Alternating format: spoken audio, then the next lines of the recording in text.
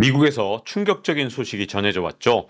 트럼프 전 대통령이 유세 중에 총격을 당했고, 지금 트럼프 전 대통령의 얼굴을 보면 피가 묻은 모습이 나오는데, 그게 트럼프 전 대통령의 부상에 의한 상처인지 아니면 다른 사람의 피인지 이것조차 지금 현재 확실하게 확인이 되지 않고 있습니다. 다만 현재까지 트럼프 전 대통령 측의 반응을 보면 건강 상태는 양호한 것으로, 그리고 진찰이나 이런 것들을 다 마친 것으로 나와 있기 때문에 트럼프 전 대통령이 다쳤다 하더라도 이 심각한 부상 상태는 아닌 것으로 현재 확인이 돼 있습니다.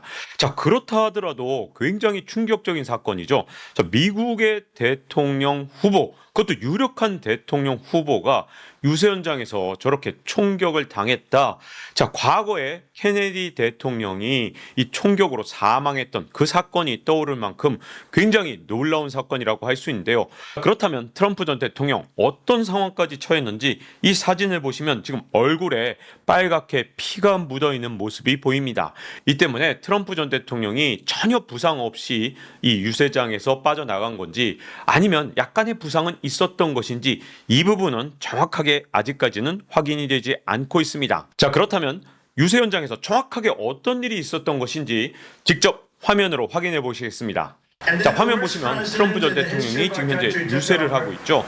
자, 그런데 이 내용을 보면 바이든 대통령을 우리나라 역사상 최악의 대통령이라고 얘기를 하면서, 자, 바이든 대통령이 집권한 상황에서 우리나라에 무슨 일이 일어났는지 보세요. 아마 2천만 명이 불법으로 들어왔습니다. 이런 얘기를 합니다. 자, 근데 갑자기 귀를 만지죠. 총소리가 들립니다.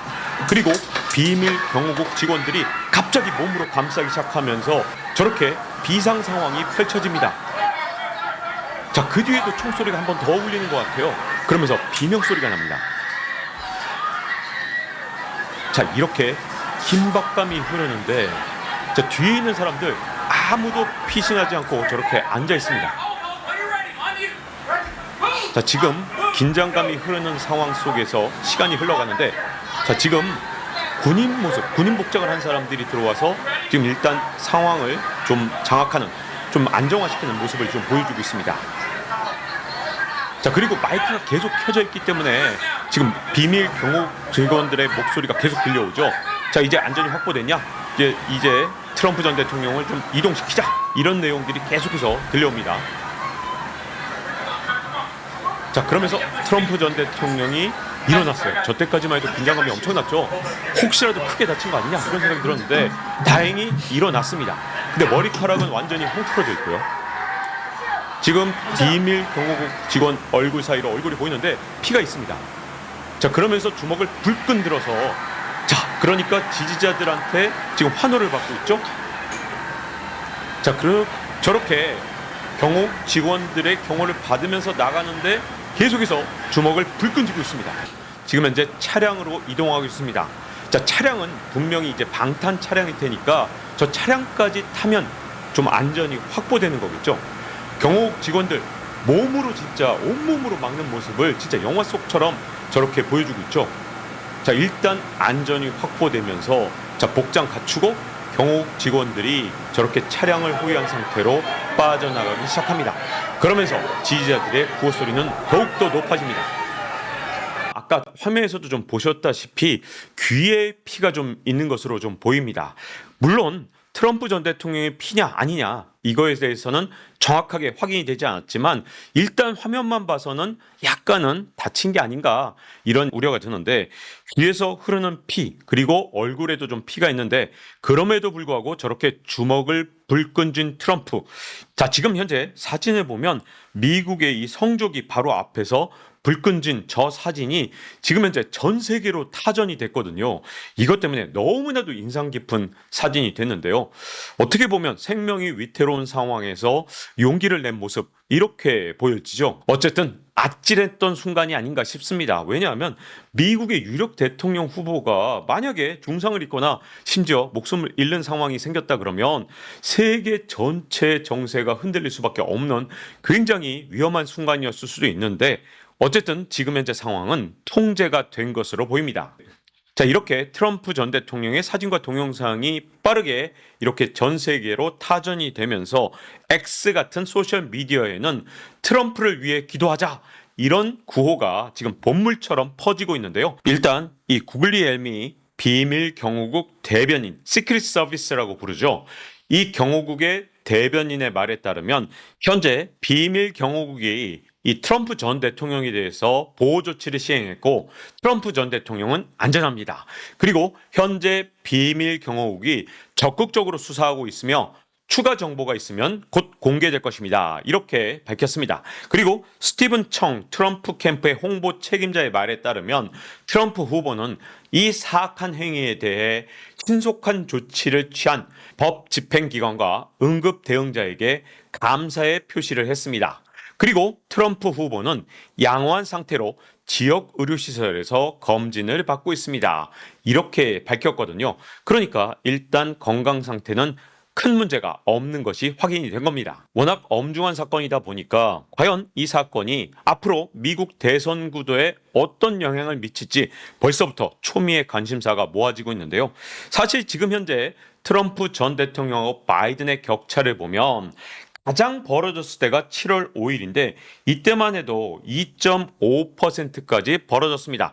이건 어디까지나 모든 여론조사의 평균치니까 여러분들이 보셨던 것 중에서는 아마도 트럼프 후보와 그리고 바이든 후보의 격차가 훨씬 더 벌어진 것도 봤고 그 격차가 좀 작은 것도 봤을 텐데 이걸 모두 다 평균을 내면 2.5 정도의 이런 격차가 벌어졌던 걸 확인할 수 있습니다.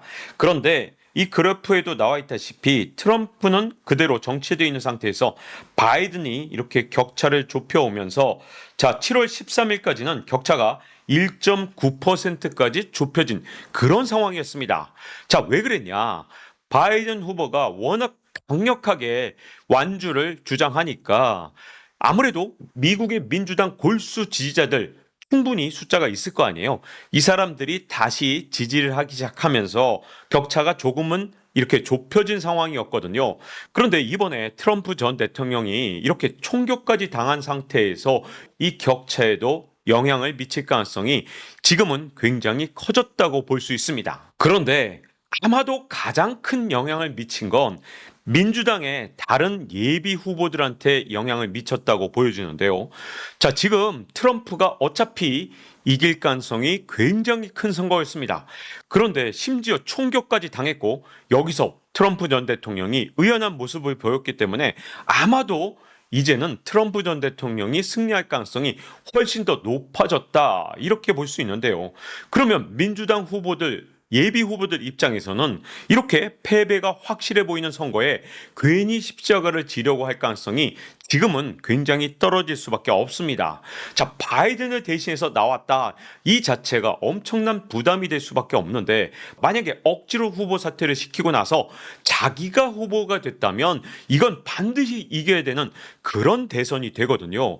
자, 이런 상황에서 누가 적극적으로 바이든을 대신해서 후보를 자처할지 지금 현재로서는 그 가능성 자체가 굉장히 낮았다고 보여지거든요. 대표적으로 트럼프 전 대통령을 이길 수 있는 그런 예비 후보 미셸 오바마가 아주 대표적인데 자, 이런 미셸 오바마 같은 사람은 어차피 정치에 발을 담그지 않았습니다.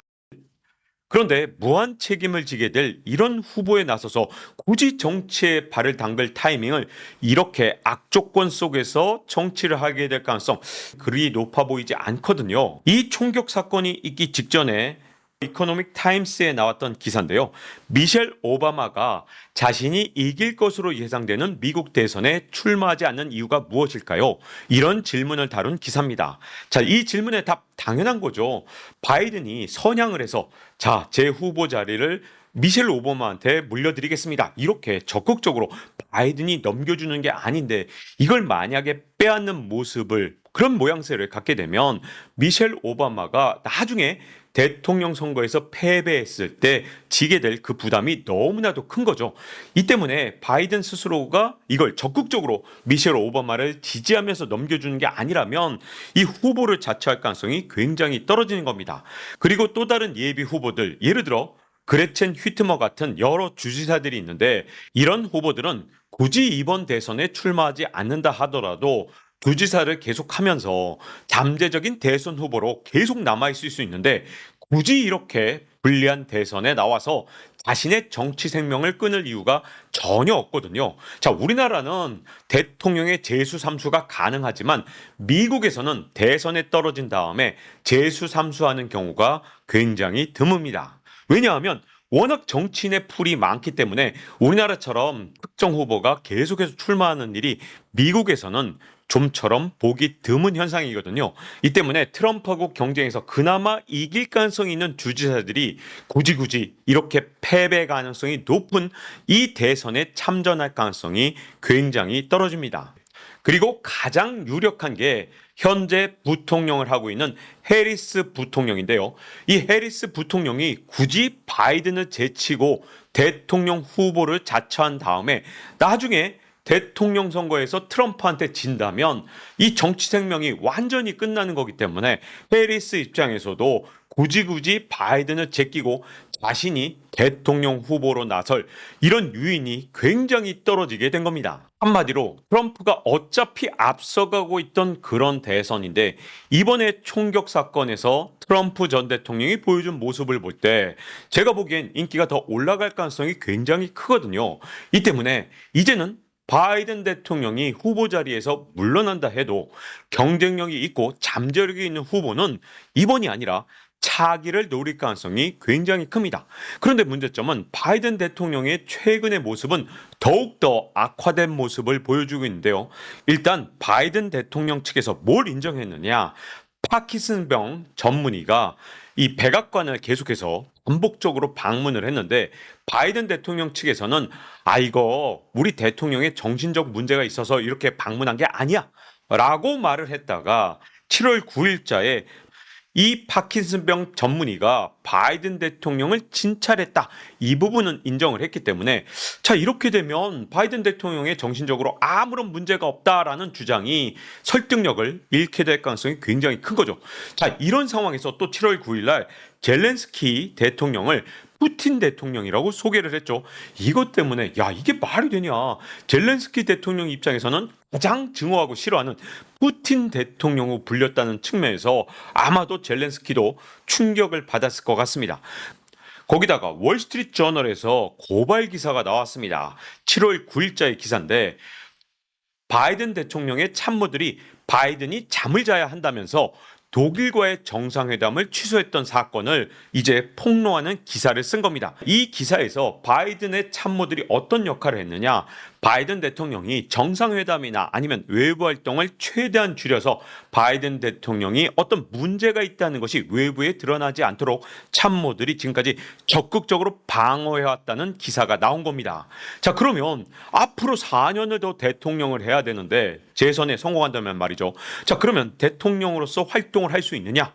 여기에 대해서 얼마나 많은 유권자들이 바이든에 대한 의심이 커졌겠습니까? 자, 이런 상황에서 7월 11일에는 해리스 부통령을 트럼프 부통령이라고 지칭을 하면서 이제 바이든 대통령에 대한 정신적 문제에 대해서 너무나도 걱정이 커진 상황이거든요. 자, 그런데 이렇게 총격 사건까지 일어나면서 바이든 대통령이 물러난다 하더라도 정말 바이든을 대체할 만한 유력하고 경쟁력이 있는 후보가 나올 수 있을지 정말 의구심이 커진 상황이라고 할 수 있습니다. 자, 이 때문에 우리나라의 외교가 그 어느 때보다 정말 중요한 상황이라고 할 수 있는데요. 자, 일본 같은 경우는 아소다로를 트럼프한테 급파해서 사진까지 찍었죠. 그런데 이때 로이터뿐만 아니라 아사히 신문, 온갖 해외 언론에 한국의 외교 전략에 대해서 분석하는 기사들이 쏟아져 나왔습니다. 왜냐하면 일본은 이렇게 트럼프한테 유력한 아소다로를 급파했는데 도대체 한국은 뭐 하는 것일까 너무나도 궁금하니까 외신들이 한국의 외교 정책을 분석하는 기사를 쏟아낸 겁니다. 자, 그런데 아사히 신문 같은 경우에 뭐라고 분석을 했느냐? 서울은, 즉 한국 정부는 로비 회사를 통해서 은밀한 방식으로 트럼프의 생각을 이해하는 것을 선호한다고 합니다. 라고 기사를 썼고요. 특정 후보를 위한 로비스트를 고용하지는 않는다고 밝혔다. 이렇게 우리나라의 외교 담당자를 통해 통해서 기사를 냈습니다. 이 같은 기사가 로이터에도 나왔는데 한국은 일본과는 달리 은밀한 방식으로 트럼프의 마음을 읽으려고 노력한다. 이렇게 기사가 나왔습니다. 한마디로 한국의 외교 방식은 관심법, 이렇게 마음을 읽는 방식으로 외교 전략을 세우고 있다. 이렇게 외신들이 기사를 낸 겁니다. 그런데 트럼프 전 대통령은 관시법을 별로 좋아하지 않습니다. 왜냐하면 자신의 외교력을 국민들한테 과시하는 걸 굉장히 좋아하거든요. 그래서 각국의 정상들이나 아니면 아소다로 같은 사람들이 자신을 찾아왔을 때 자신이 운영하는 리조트나 아니면 자신의 트럼프 타워, 이 트럼프 타워는 엘리베이터 문 앞도 굉장히 화려한데 이렇게 이 화려한 문 앞에서 아소다로랑 친한 모습을 보여주면서 이렇게 사진을 찍으면서 국민들한테 과시를 하는 겁니다. 내 외교적 역량을 봐라. 나는 지금 현재 후보 신분인데도 불구하고 각국의 정상이나 아니면 각국의 실권을 갖고 있는 유력 인사들이 나를 찾아와서 이렇게 고개를 조아린다. 이걸 진짜 좋아합니다. 그래서 한국식으로 은밀하게 심기만 살피는 외교 전략으로 만약에 나섰다가 트럼프가 대통령이 되는 경우에는 자칫 내 선거를 돕지 않았다. 이렇게 트럼프 전 대통령이 오해를 할 수 있거든요. 우리가 마음을 이렇게 세심하게 헤아린다 하더라도 트럼프 전 대통령한테는 이게 중요하지 않습니다. 앞으로 트럼프 전 대통령이 만약에 대통령이 될 경우에 무역 장벽을 동맹국한테도 세울 수 있고요. 방위비 분담도 있고 전기차나 반도체 보조금 등 앞으로 현안이 정말로 많습니다. 이제 트럼프가 원하는 곳에서, 즉 트럼프의 트럼프 타워나 아니면 이렇게 리조트를 직접 찾아가서 트럼프하고 만나서 연출을 해야 될 때가 지금이 아닐까 저는 생각을 하는데요. 다른 나라는 대통령이 직접 트럼프를 찾아가거나 이게 좀 바이든 행정부한테 눈치가 보이면 유력 인사, 이렇게 아소다로 같은 사람들이 찾아가는 모습을 보여주고 있거든요. 아마도 대통령이 직접 가는 게 좀 부담스러울 수 있죠. 그러면 대통령은 아니더라도 충분히 상징성이 있고 바이든 행정부에서 아주 심각하게 이걸 받아들이지 않을 정도의 사람이 찾아가서 이렇게 사진 한 장 찍어주는 거, 트럼프가 대통령이 되면 이 사진 아무리 찍어도 소용이 없고요. 잘못하면 트럼프 전 대통령의 눈밖에도 날 수 있습니다.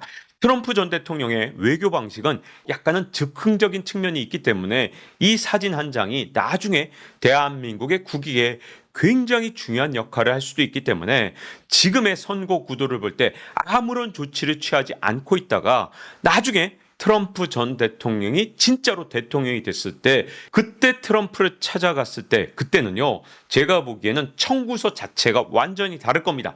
지금 예를 들어서 트럼프 전 대통령이 1을 요구한다면 대통령이 되고 난 다음에는 100을 요구할 수 있기 때문에 외교 정책이 지금 현재 관심법만 쓸 게 아니라 조금 더 치밀하고 전략적으로 나서야 될 때가 아닌가 이런 생각이 듭니다. 자, 이제 박종훈의 지식 한방 마칠 시간이 됐고요. 다음 시간에 뵙도록 하겠습니다.